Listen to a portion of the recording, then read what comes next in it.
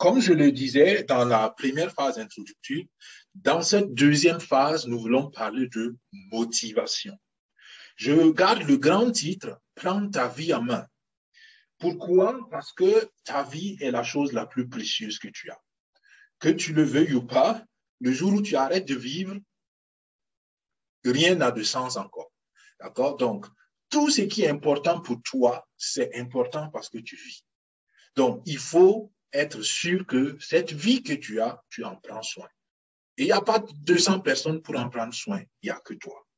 La semaine passée, nous avons commencé à voir le principe du succès et nous avons dit que le succès était comme un puzzle.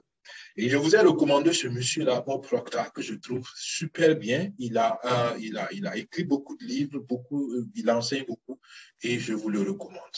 Nous avons dit c'est quoi un puzzle? Un puzzle, c'est un ensemble de petites pièces. Et la vie ou le succès dans la vie, c'est comme un ensemble de petites pièces. Chaque pièce doit venir à une place. Chaque pièce a une couleur différente. Mais l'ensemble donne une image. On a vu la semaine passée l'image de ce cheval-là. Alors, pour ceux qui ont des enfants ou bien même les adultes qui aiment jouer au puzzle, vous comprenez que pour voir la bonne image, il faut mettre chaque pièce au bon endroit. Et donc, on a dit que chaque pièce qui fait le succès dans la vie est importante parce qu'elle est complémentaire de l'autre. Chaque pièce a sa place parce que la forme est différente. Il faut qu'elle passe au bon endroit, sinon elle ne passe pas et tu n'as pas une bonne image.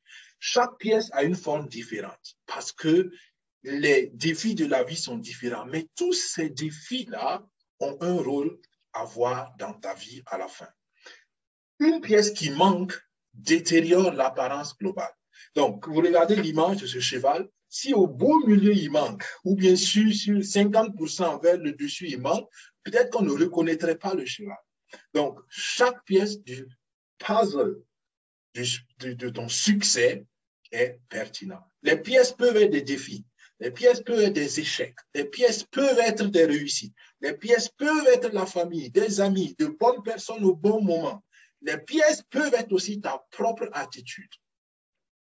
Parce que tu peux t'auto-saboter. D'accord? Il y en a qui sont intelligents, mais ils ne réussissent pas parce qu'ils passent tout leur temps à se comparer aux autres et ils pensent que, comme on aime dire, le jardin du voisin est toujours plus vert que le sien. D'accord? Donc, il faut la bonne attitude. Aujourd'hui, je veux continuer la pensée avec laquelle on a terminé la dernière fois. On avait défini donc la dernière fois le succès comme la réalisation progressive d'une vision pertinente et valeureuse. Donc, l'exercice, c'était que tu te poses la question, quelle est ma définition du succès? Est-ce que je peux dire que j'ai une vision? Et là, je veux continuer donc avec le principe de la vision. C'est ce que je disais au début, tu ne peux pas aider quelqu'un qui ne sait pas qu'est-ce qu'il veut. Et il n'y a aucun vent favorable à celui qui ne sait pas dans quelle direction il veut aller. D'accord? Vous connaissez tous l'image d'une boussole. La boussole nous donne toujours le nord. Pourquoi on a besoin de savoir où est le nord toujours? Demandez aux marins, demandez à certaines personnes qui travaillent encore avec ces instruments, parce que quand tu sais quel est le repère, tu peux en ce moment, par rapport à ce repère, savoir où est-ce que tu vas. Et la vision n'est pas autre chose. Comme le mot dit, la vision, c'est ce que tu vois à l'intérieur de toi. C'est une image du futur que l'on veut voir réaliser un jour pour une raison qui nous est importante. Chacun a une vision, d'accord? Malheureusement, il y en a qui ont des visions négatives, il y en a qui ont des visions positives. Il y en a qui ont des visions encourageantes, il y en a qui ont des visions qui ne font que décourager. Il y en a qui se voient eux-mêmes toujours négatifs. On pense que l'autre vaut mieux toujours que moi. Ou bien l'autre réussit parce que. Moi, je ne réussis pas parce que. Ça, c'est une vision qui ne t'aide pas. Donc, moi, qu'est-ce qui me motive? J'ai une vision et je garde ma vision.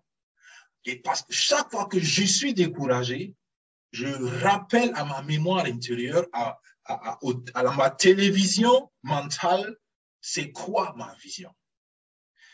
Vous êtes entré dans une opportunité parce que vous avez une vision. Et quand je parle de vision, il ne s'agit pas de dire je vais avoir 1 million, je vais avoir 2 millions. Ça, ce n'est pas une vision. Une vision est beaucoup plus grande que ça. Une vision, c'est une image beaucoup plus grande que seulement avoir de l'argent. Parce que tu fais quoi avec l'argent? Et j'ai toujours dit, en réalité, ce n'est pas l'argent qu'on veut. On veut ce qu'on peut avoir avec l'argent. On veut la liberté. On veut peut-être des vacances. On veut s'offrir peut-être une voiture. On veut s'acheter une maison. On veut aider les gens. On veut... Et ça, on a besoin pour cela d'argent. C'est à cause de cela qu'on cherche l'argent. D'accord? Donc, mon encouragement aujourd'hui, c'est que tu commences à te poser la question, quelle est l'image du futur que j'ai de moi-même? Et pour cela, on a deux petites questions de réflexion. La première question, c'est qu'est-ce que je veux vraiment aujourd'hui? Ça semble être une question banale, mais je lance le défi à tout le monde ici. Asseyez-vous et demandez-vous qu'est-ce que je veux et écrivez dans les 30 secondes qui viennent ce que vous voulez. Je garantis que 9 personnes sur 10 ne vont pas écrire quelque chose dans les 30 premières secondes. Parce qu'ils ne savent pas ce qu'ils veulent. Ou bien ils ne se sont jamais clairement posé la question, qu'est-ce que je veux? Faites le test. Essayez vous-même. Asseyez-vous, prenez un stylo si vous savez écrire. Si vous ne savez pas écrire, appelez quelqu'un, asseyez la personne et commencez à expliquer à la personne qu'est-ce que vous voulez en une phrase. C'est compliqué. Et c'est surtout compliqué quand on n'a jamais pris le temps de réfléchir clairement là-dessus. Donc, voilà la motivation, l'encouragement ou l'exercice si vous voulez. Réfléchis à ce que tu veux. Et quand je dis ce que tu veux, je ne parle pas d'une maison, d'une voiture, ta vie qui est très importante. Tu veux faire quoi de cette vie-là? Tu veux que ta vie soit comment? Qu'est-ce que tu veux dans la vie? Un exemple de vision, ça peut être, par exemple, je veux être le meilleur enseignant de mon pays. C'est une image. Tu ne vas pas devenir le meilleur enseignant du jour au lendemain. Mais c'est une image du futur que tu as. Et en ce moment, tu commences à te dire, mais c'est quoi le meilleur enseignant? Qu'est-ce qui fait un meilleur enseignant? Et vous voyez, ça va commencer à vous ouvrir des questions. Et tous les jours, bon, c'est un exemple pour quelqu'un qui est enseignant ou qui ne l'est peut-être pas encore, tous les jours que vous pensez à cette image, vous allez commencer à agir différemment. Si vous avez des élèves, vous allez vous demander, OK, un meilleur enseignant, le meilleur enseignant, c'est par exemple l'enseignant qui aide les élèves à réussir leurs examens. OK, comment j'aide mes élèves à réussir leurs examens? Ainsi de suite. Ma vision peut être, je veux être un opérateur économique de mon pays. Je veux donner à mon pays l'opportunité, par exemple, d'envoyer une fusée sur Mars à la Elon Musk. C'est une vision, ça. Demandez à Elon Musk, quand il voulait vulgariser le voyage sur Mars, il n'est pas encore arrivé 100%, mais il est là-dessus. Les gens ont dit qu'il était fou, peut-être. Mais c'était sa vision. Et il est en train de travailler pour ça. Quand Elon Musk a dit, on veut maintenant faire des voitures électriques, il y a beaucoup de gens qui sont dit, ah, il est fou ce monsieur-là. Mais aujourd'hui, les voitures électriques sont en train de devenir la règle. C'est de ça qu'on parle quand on parle de vision. D'accord? Une image qui n'existe peut-être pas, mais que vous avez dans votre tête et c'est ça que vous voulez faire. Deuxième question, qu'est-ce que je ferai avec X montant d'argent sur mon compte aujourd'hui? Ça aussi, c'est un bon exercice pour savoir qu'est-ce que je veux vraiment. C'est un très bon exercice. Si aujourd'hui, on te dit, écoute, tu as 100 millions de francs CFA, 100 millions, qu'est-ce que tu vas faire avec 100 millions?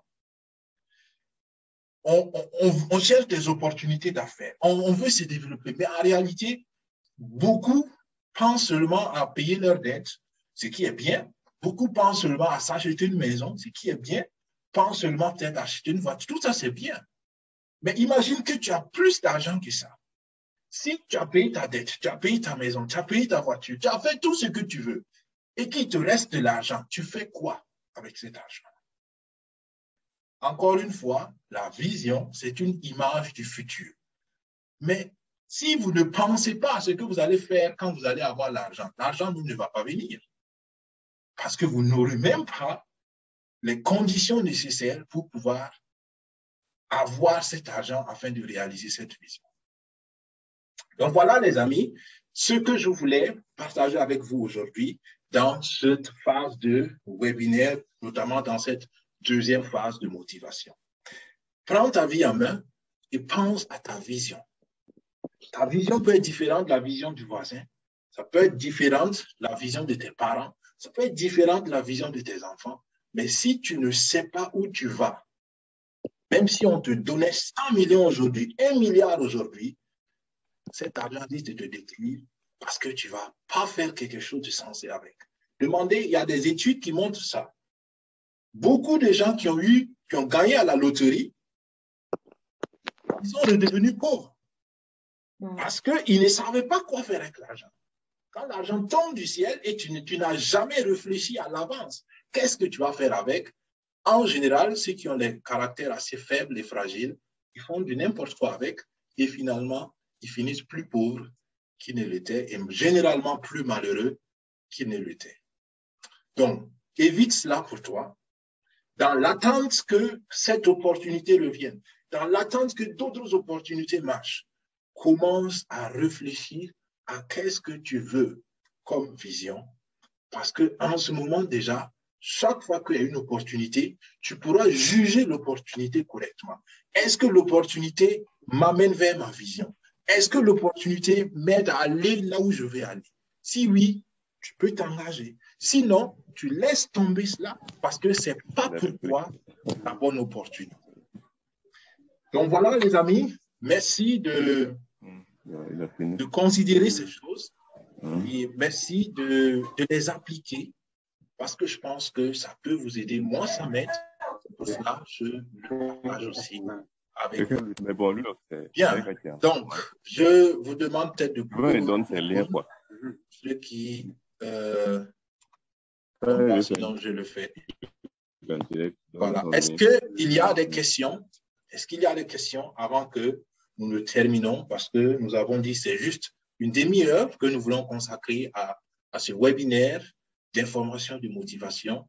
Et s'il n'y a plus donc de questions, je propose de mettre fin simplement à ce webinaire pour aujourd'hui.